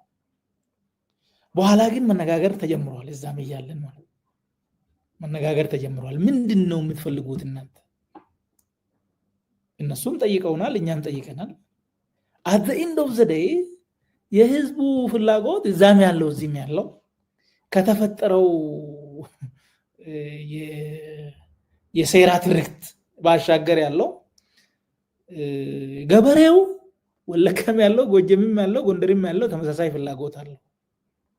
ነጋዴውም ቢሆን ትግራይም ያለው ባይዘው አሁን ውሃት እንደዛ ስላደረገ ከትግራይ ህዝብ ጋር በምንም ተአምር የሚያያዝ ነገር አይደለም። የትግራይ አርሶ አደር፣ የአማራ አርሶ አደር፣ የኦሮሚያ አርሶ አደር፣ የሲዳማ አርሶ አደር፣ የወላይታ አርሶ አደር ምንም የተለየ ፍላጎት የለውም። ነፃነት ይፈልጋል፣ ሰላም ይፈልጋል፣ ፍትህ ይፈልጋል። የሚያመርትበት ግብአት በትክክለኛ ዋጋ ማግኘት ይፈልጋል፣ አገልግሎት ይፈልጋል። ደግሞ ምርቱን በአግባቡ አትርፎ መሸጥ ይፈልጋል። የተለየ አይደለም። ነጋዴ ጋር ስትሄድ ተመሳሳይ ነው። አንዱ ሌላውን እንዲፈራ የሚደረግበት እንዲሁ ታሪካዊ አንዱ እንደዚህ የሚባሉ ነገር ከህዝብ አኳያ ሲታይ ማለት ኢሊቶቹ የተበላሸ አታያ ያላቸው የሉም ማለት አይደለም፣ ከግራም ከቀኝም። ነገር ግን ከህዝብ አኳያ ሲታይ ይሄ ነው። ጎንደር ላይ ህዝብ ነው የወጣው። ያ ህዝብ ገብቶታል። ህዝብ ይገባዋል ባይዞ ማለት ክፍፍሉ አቅም እንዳሳጣው ህዝብ ይገባዋል። እና ጎንደር ላይ ህዝብ ነው የወጣው። ማንም አጀንዳውን አልሰጠውም፣ ህዝብ ነው የወጣው። አጀንዳው የተጀመረው ከዛ ነው። ከዛ ሲጀመር ሻሸመኔ ላይ ደግሞ ተመሳሳይ ምላሽ ተሰጠ። አየር ላይ ሲውል ነገሩ ይሄ 2008 ነው። 2008 ነው።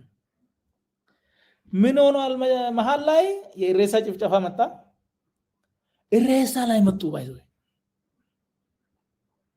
ከጎንደር ከባህር ዳር ሰው ተሰብስቦ ህዝቡ መጣ። ያኔ ቢያድን እና ኦህዴድ ይፈራራል። መተማመን አልመጣም፣ አልተነጋገሩም። ህዝብ ነው የመጣው። ህዝብ ራሱ ተደራጅቶ ከዚያ ኢሬሳ ጭፍጨፋ በኋላ ውጪ ላይ አንድ ሰውዬ ኢትዮጵያን እንበትናለን፣ አላማችን ኢትዮጵያን ሳንበትን አንኖርም የሚል ተናግሯል። ኦኤምኤን ነው እንደዛ ሊበን ዋቆ ነው የሚባል አይደለ? እሱ ደግሞ መሃል ላይ እንደገና ሾክ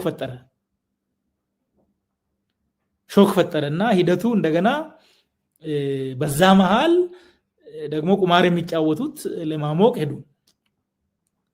2009 እንደዛ አይነት ሴራ ላይ ተወጥቶ 2009 ሐምሌ አካባቢ ምን ሆኗል? ኢሉባቦር ላይ የኦነግ ባንዲራ ተይዞ በአማራ ነዋሪዎች ላይ ጥቃት ተሰነዘረ። የሞቱም አሉ፣ የቆሰሉም አሉ፣ ንብረታቸው የተጎዳም ነበር። እና ይሄ ነገር ሲመረመር ያንን ሲያደርግ የነበረው የደህንነት ሰዎች ናቸው። ለምን የጎንዮሽ ይፈለጋል። ከዛ በኋላ ምን አድርጓል? ይሄንን ጉዳት ኢኤንኤን የሚባል ሰዓት ክሪቲካል ታይም ላይ ሰው ኳስ እያየ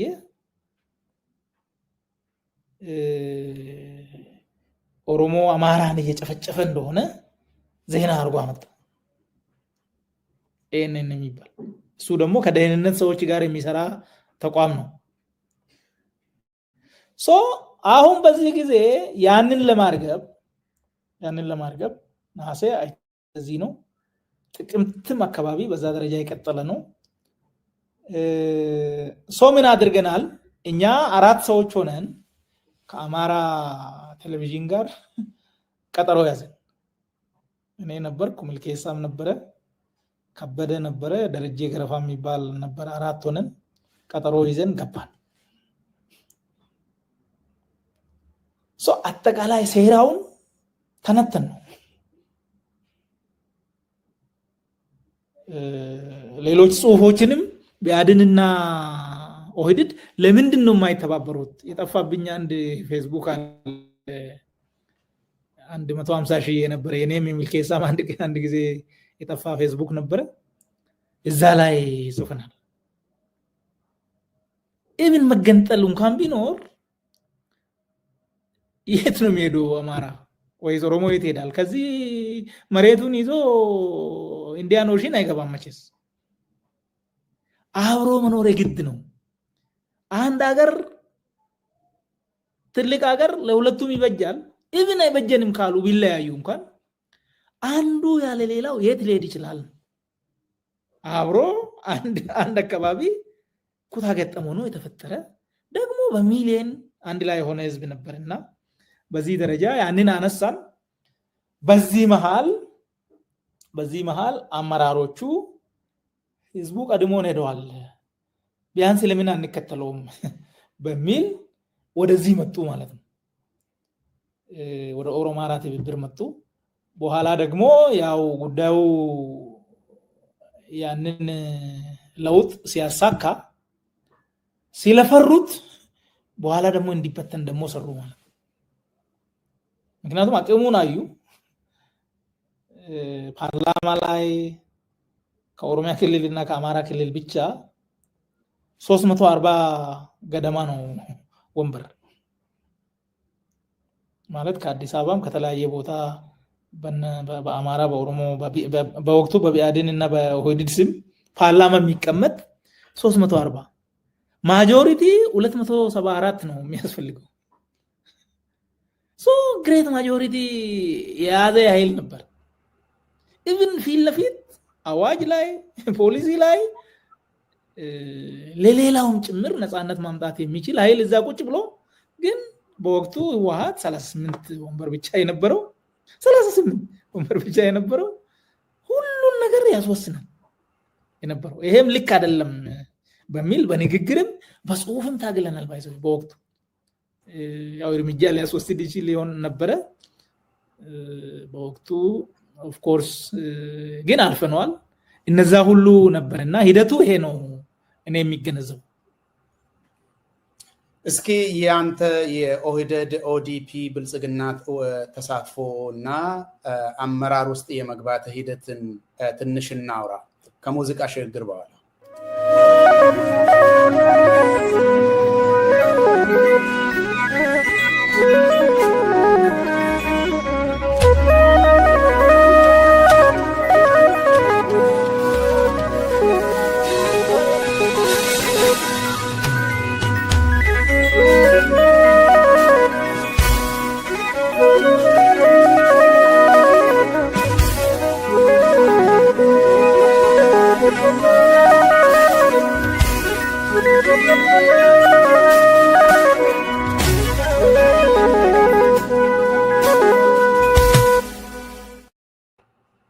መልካም አድማጮቻችንና ተመልካቾቻችን ከአቶ ታዬ ጋር የምናደርገው ምክክር እንደቀጠለ ነው። አሁን የአቶ ታዬን የኦህዴድን መቀላቀል ከዛ በኋላ ወደ ኦዲፒ የተቀየረ ከዛም ደግሞ እንግዲህ ወደ ብልጽግና የሄደ ፓርቲ ነው።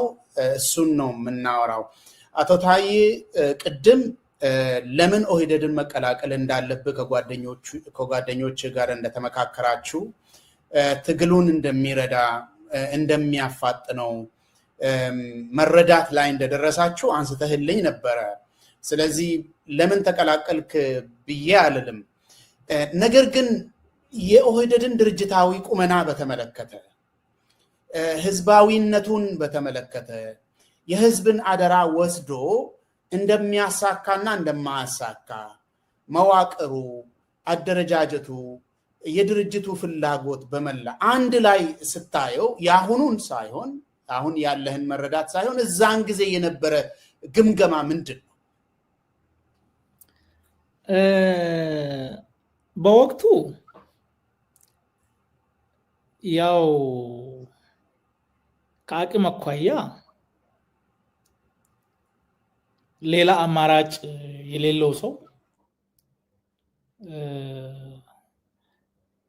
አገልግሎት እየሰጠ ለበላይ አካል ለኑሮው በዛ ደረጃ የሚኖርበት መሆኑን እናውቅ ነበር።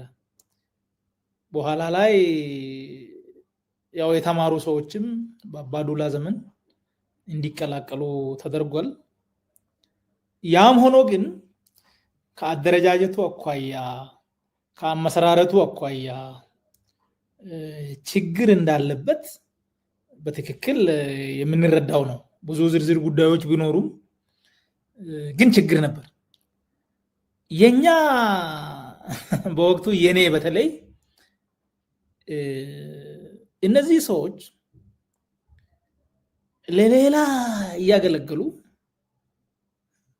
በቋንቋ በርቀት በምናምን የማይመስላቸው እንትን ጋር እያገለገሉ ለምንድነው እኛ ትግላችን እነሱን ወደ ህዝብ ትግል ማምጣት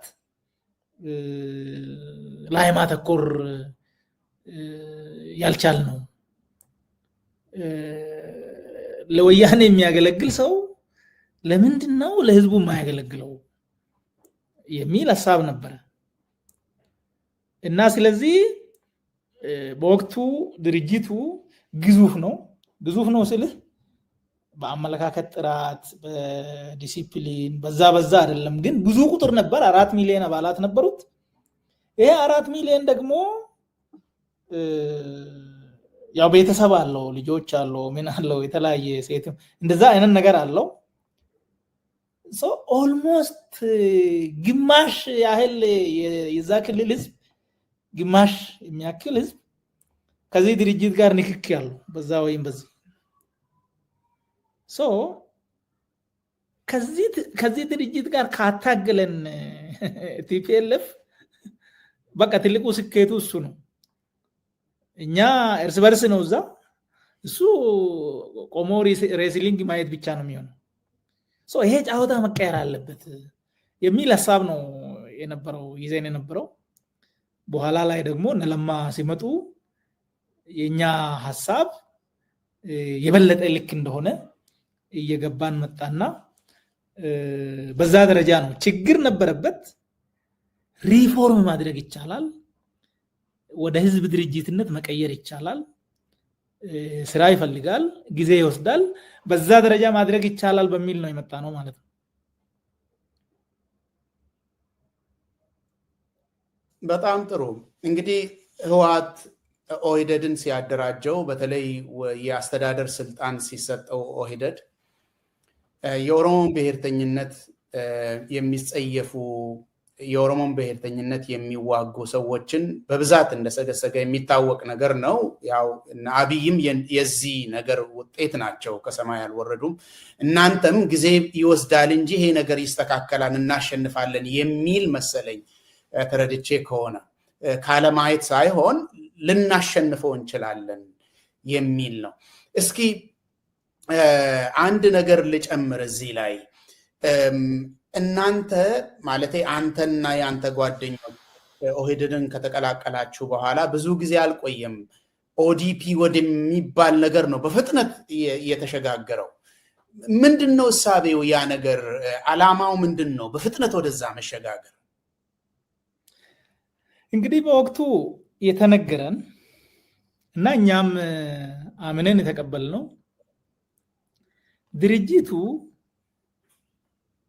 አንደኛ ስሙ በኦሮሞ ህዝብ ዘንድ በነበረበት እንትን ተላላኪ የሚል ነበረ። የሚገዛ ስም አልነበረም። በህዝብ ውስጥ የጎደፈ ስም ነው ኦህዴድ የሚባለው። በብዙ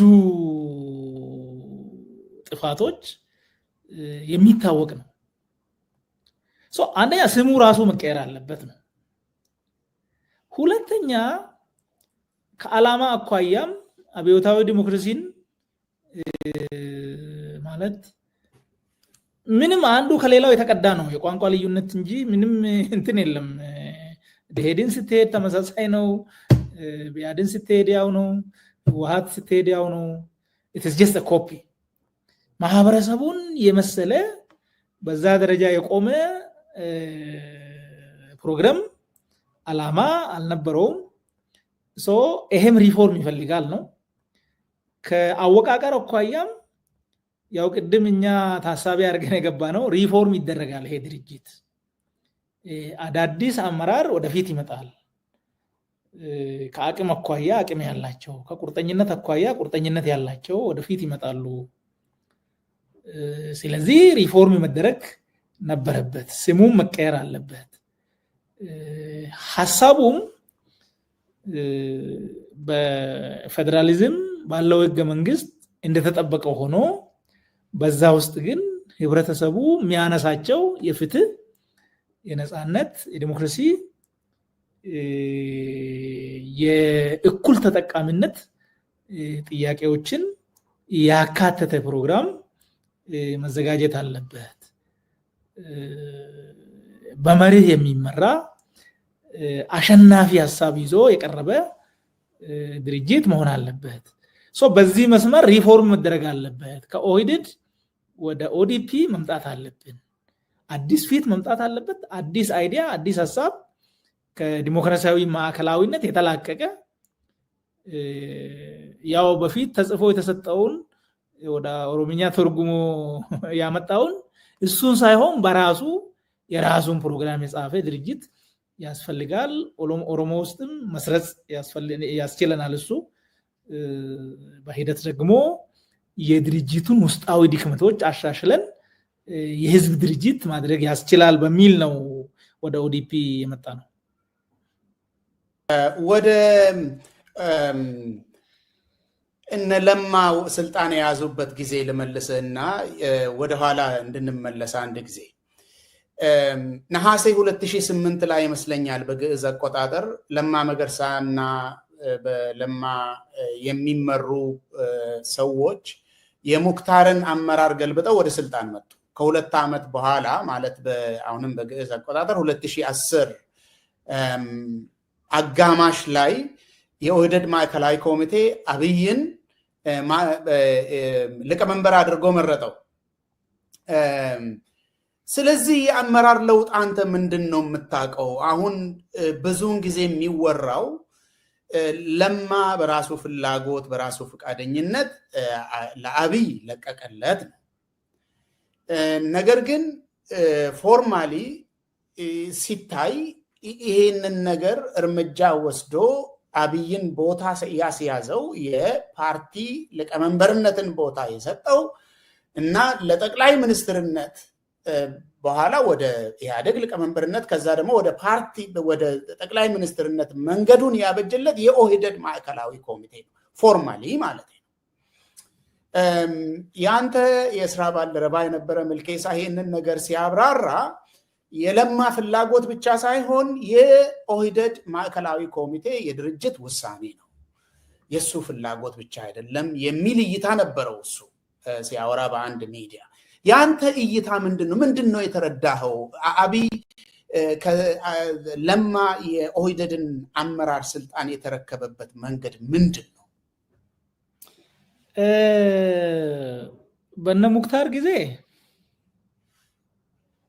ተጨባጭ ድክመት ታይቷል ክልሉ የጸጥታ ቀውስ ማዕከል ሆኗል ብዙዎች ተገሏል ብዙዎች ታስሯል ብዙ ሀብት ንብረት ወድሟል ሙክታርና አስቴር አመራር አልቻላችሁም መልቀቅ አለባችሁ የሚል ግልጽ ትግል ነበረ የኦህዴድ ማዕከላዊ ኮሚቴ ያደረገው እና ቦታውን የለቀቁት በትግል ነው አስፈላጊም የሆነበት ዋናው ምክንያት ይሄን ህዝብ ጥቅሙንም አላስከበራችሁም ሰላሙንም አላስጠበቃችሁም ስለዚህ አልቻላችሁም ለሌላ ሰው አመራርነቱ መሰጠት አለበት በሚል ነው ይሄ የተደረገው እና ያንን ለመቀልበስም ኦፍ ኮርስ በትግል ስለሆነ ያንን ለመቀልበስም ብዙ ሙከራዎች ተደርጓል ኢቭን መከላከያ ጭምር ይሄ መፈንቅለ መንግስት ነው ወደ ኋላ መመለስ አለበት የሚል እንቅስቃሴዎች እንደነበሩ መረጃዎች ነበሩ በወቅቱ እሱ በዚህ መስመር ይታያል ከዛ በኋላ ግን የ2010 ለማ እንኳን በኦሮሚያ በኢትዮጵያ ደረጃ በጣም ትልቅ ስብዕና ገምቷል ይታወቃል የህዝቡን ፍላጎት በሚችለው አቅም ሁሉ ለማሟላት ፊት ለፊት ግንባሩን ሰጥቶ ሲታገል የነበረ ነው ስለዚህ ለማ መምራት አልቻልክም ስለዚህ ልቀቅ የሚባልበት ምንም አልነበረም ኮዝ አልነበረም የኦሮሞ ህዝብ ትግል ኦሮሞ ብቻ ሳይሆን ከሌሎች ወንድም ብሔረሰቦች ጭምር ጋር ትግሉን በማስተሳሰር ተጨባጭ ለውጥ እንዲመጣ በጣም የሚገርም የማይታመን ውጤትም ያስመዘገበ መሪ ነበር በወቅቱ ያው ብቻውን አልነበረም ሌሎች ነበሩ ግን የምትገመግምበት ነገር አልነበረም ማለት ነው። ሶ የኦህዴድ ማዕከላዊ ኮሚቴ ለማን አንስቶ ሌላ ሰው በሱ ቦታ እተካለው ምክንያቴ ይሄ ነው የሚል አልነበረም እና ከማዕከላዊ ኮሚቴ ውስጥ ደግሞ አጌንስት ለማ ከለማ በተቃራኒ መናገር የሚያስችል ሞራል የነበረው አንድም ሰው አልነበረም በወቅቱ እና የተነሳ አንድ ጉዳይ ስለነበረ ለማ የፓርላማ አባል ስላልሆነ እና የፓርላማ አባል ባለመሆኑ ደግሞ የኢህአዴግ ሊቀመንበር ቢሆንም ጠቅላይ ሚኒስትር መሆን ስለማይችል ኦህዴድ ደግሞ በወቅቱ የኢህአዴግን ሊቀመንበርነትም መረከብ አለብን ይገባናል ጠቅላይ ሚኒስትርነትንም ይገባናል ብሎ ስላሰቡ በዛ ደረጃ ጉዳዩ ትግል ስለሆነ ለማና አብይ ቦታ እንዲቀያየሩ ተደረገ እንጂ ማዕከላዊ ኮሚቴው ያ ፎርማሊ መሰብሰብ ይኖርበታል መሾም ይኖርበታል ፎርማሊቲ ለማሟላት ከዛ ውጭ በኔ እምነት ለማ ያንን ቦታ ቢፈልግ እና አይ እኔ እፈልጋለሁ ቢል ማንም ሰው አይ በቃ ተው የሚል አልነበረም እኔ ያንን ጉዳይ ያው ለማ አብይን በወቅቱ እንደራሱ ያምን ስለነበረ ጉዳዩ እዛም ተመሳሳይ ስራ አለ አብረን ነው የምንሰራው በሚል መተማመን ወንበሩን ተነስቶ ሰጠው እንጂ ኦህዴድ ለማን ማንሳት ይችላል ሞራል ነበረው የሚል እምነት የለኝም ዋናውን ጉዳይ ግን ያው ለማ ነው የሚያውቀው እንዴት ነው የሆነው ተገደ ነው የተነሳው ወይስ ፈልጌ ነው የሰጠው የሚለው እሱን የሚመልሰው በኔ እምነት የሚልኬሳን አመለካከት እኔ አልጋራም ለማ ባይፈልግ ለማ እምቢ ቢል I don't know ማንም በወቅቱ በነበረው ፖለቲካ ሁኔታ ውስጥ ለማ ከዛ ቦታ ማንቀሳቀስ የሚችል ምንም አይነት ሞራል ያለው በቡድንም በግልም የነበረ ሰው አይታየኝም ማለት ነው በጣም ጥሩ የለማን እይታ እንግዲህ ለማ ለመናገር ፍቃደኛ ሲሆን እንሰማለን ለማንኛውም በኢህአዴግም በኦህዴድም የድርጅት ህግ ውስጥ ሰዎች ስፔሻሊ ማዕከላዊ ኮሚቴ ስብሰባ ሲቀመጥ ሊቀመንበርም ምክትል ሊቀመንበርም ሰብሳቢ ቢሆኑም የማዕከላዊ ኮሚቴ ስብሰባ ከተገባ በኋላ ሁሉም ሰው የትግል ጓድ ነው የሚባለው ሁሉም ሰው እኩል ወንበር ላይ ነው የሚቀመጠው የሚል እሳቤ አላቸው የሚልኬሳ አርጊውመንት የነበረው ማዕከላዊ ኮሚቴ ፕሮፖዛል የሚያቀርብ ኮሚቴ የውስጥ ኮሚቴ አዘጋጅቶ ፕሮፖዛል ተሰርቶ ቀርቧል አሁን አንተ እንዳልከው ማለት ነው ያ ፕሮፖዛል ሲመጣ በግልጽ ይሄ ስልጣንን የመናጠቅ ሁኔታ ሳይሆን በዘዴ ለማ እዚሁ ይቀመጥ ነው የሚጠቅመን ኦሮሚያ ላይ ነው ወደ ፌደራል መንግስት ሚሄድ ሌላ ሰው ብናበጅ ይሻላል የሚል እና ለማ ደግሞ የድርጅትን ውሳኔ የሚጋፋበት ምንም አይነት ድርጅታዊ አሰራርም የለም ስልጣን እፈልጋለሁ ብሎ ቢነሳም የድርጅቱ ባህል አይደለም ስለዚህ የኦህዴድ ማዕከላዊ ኮሚቴ ፍላጎት ነው ያ ነገር አብዛኛው የማዕከላዊ ኮሚቴው ፍላጎት ነው ለማ ግን አልተቃወመም አጽድቆት ተቀብሏል ነገር ግን ለማ በፍላጎቱ እንደዚህ ወስዶ ሰጠ የሚለውን አልቀበልን የሚለው ለዚህ ነው አንተ እዚህ ላይ ያንተ መረዳት ምንድነው እኔ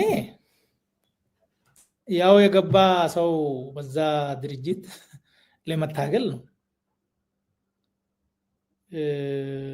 እኔ የማልቀበለውን ለብቻ ተቃውሜ የወጣውበት ጊዜ አውቃለሁ ሌላው ተቀብሎ ለብቻዬ ምክንያቱም የኔ ሐሳብ መደመጥ አለበት። በድምጽ ብልጫ ተበልጬ ከሆነ ምንም ማድረግ አይቻልም። ዋናው ጉዳይ ግን ይሄ ልክ አይደለም፣ እኔ የሚፈልገውንም መናገር መቻል አለብኝ። ይሄን ነው የሚፈልገው፣ እዚህ ቦታ ነው የሚመቸኝ፣ እዚህ ቢሆን ነው ውጤት የማደርገው ማስገኘው። ስለዚህ ሌላ ሰው ስለኔ የሚያውቀው ትንሽ ነው፣ ስለ ራሴ የማውቀው እኔ ነኝ ማለት ይችላል። ፕሮፖዛል ቀርቦ ሊሆን ይችላል። ምናልባት ሚልኬሳ ያው ቅርበትም ስለነበረው መረጃ ይኖረዋል። ያንን ፕሮፖዛል መቃወም ይችላል። ይሄ አይሆንም፣ አሁን ያለንበት ወንዝ መሃል ነው፣ በዚህ ቦታ ላይ አይቀየርም ማለት ይችል ነበር፣ ለእኔ ማለት ነው። ዋናው ጉዳይ ግን በወቅቱ ማን ነው ስለ ስልጣን እያሰበ የነበረው? ስለ ስልጣን እያሰቡ ነበር እነሱ። እሱንም ያው ዙሪያ መለሱን አጥራጥረውበት ነበር በወቅቱ፣ እነሱ እያሰቡ ነው። ለማ ግን ስለ ትግል ነው እያሰበ የነበረው። እዛም ቢሄድ እዚህም ቢሆን መስዋዕትነትም የሚያስከፍል ሁኔታ ሊመጣ ይችላል። በወቅቱ የነበረው ደግሞ በጣም አስፈሪ ሁኔታ ነው። ስለዚህ ስለ ስልጣን ብዙም የሚያከራክር በዛ ደረጃ ሴራም የሚያሰራ አልነበረም። ጀኒውንሊ ሰው ሁሉ እንዴት ነው በጋራ የምናሸንፈው ወደሚል የሚያስብ መስሎት እሺ ያለ እንጂ ለማ በኔ እምነት ነው እንጂ እምቢ ማለት ይችላል። እሱ እምቢ ካለ እንዴት እምቢ ትላለህ የሚል ማን ነው እዛ ውስጥ? ይሄ አይሆንም፣ የሚሆነው በዚህ የማይሆነው በዚህ ምክንያት ነው ቢል ለማ ማን ነው አንተ እንዴት እንደዚህ ትላለህ ብሎ ለማን ማለት አይደለም። በአይኑ ማየት የሚችል ማን ነው? በሱ ልክ ሞራል የነበረው ማን ነው? እዛ ኮሚቴ ውስጥ የለም። ስለዚህ ያው በአይን አፋሪነት ትቶ ከሆነ እሱ ሌላ ጥያቄ ነው። በኔ እምነት ግን ለማ ባይፈቅድ ያ ነገር ያለውጥ አንዱ አብይ በቦታው ይመጣል የሚል እምነት እኔ የለኝም። ጥሩ። የመጨረሻ ጥያቄ በዚህ ላይ ድርጅታችሁ ነው እንግዲህ አንተም ቅርበታችሁ ቢለያይም እንደ ምልኬሳ ምናልባት ቀረብ ባትልም ሁሉም ሰው የድርጅት አባል እስከሆነ ድረስ አንድ ድርጅት ይሄን የሚያክል እርምጃ ሲወስድ መቼም የሆነ ማብራሪያ ይሰጣል። የእናንተ ድርጅት እዛን ጊዜ ኦህዴድ ምንድነው ያላችሁ? ስለዚህ ነው ያንተን እይታ ሳይሆን ድርጅቱ ምንድነው ብሎ ያቀረበላችሁ?